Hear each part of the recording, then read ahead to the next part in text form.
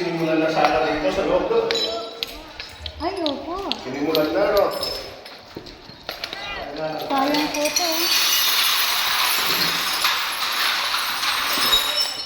Million po yata yung million po yata yung nagastos na mayari. Ilang million din dito.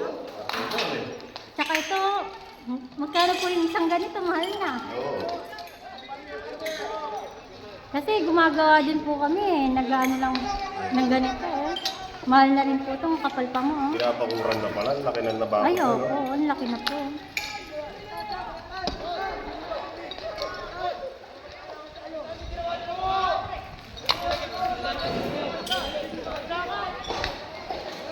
Ano ito sapat na eh.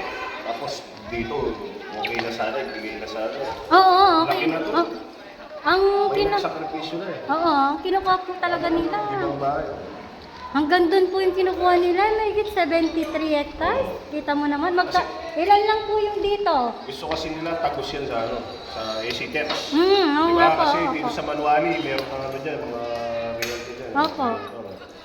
Robinson tsaka. Baka mo, kahit bigay na lang nila sa tao. Ilang ano lang to, wala naman hectares to eh. Mga 5 hectares lang yata itong... Ay, bakas. Ginamit nila yung mga mahirap din, no? Oo. May pera talaga. Wala, pag may pera po talaga.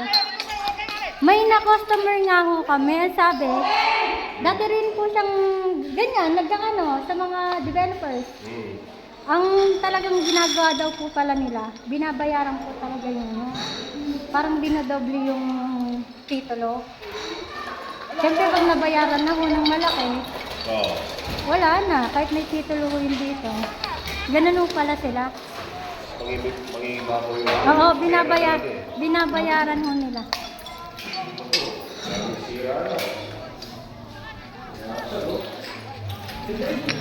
Nasaktan yung foreigner.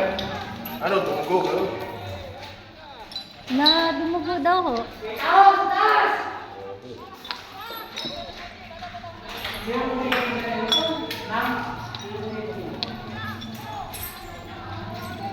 Ah, putay doon.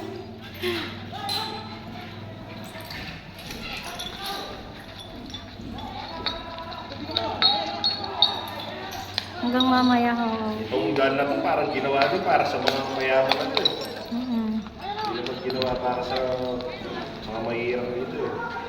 Hindi ko nga ho alam bakit kinukuha nila ngayon biglang na-cancel yung mga kalawa. Binabayaran nila ng mga tao. Mga bata oh. Oh, buti pinayagan yan mga bata. Oh.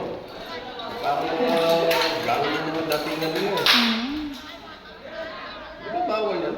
Kami naman din din eh. Ganyan na yung ano, kaya lang nilang ano. Gisan dia kaya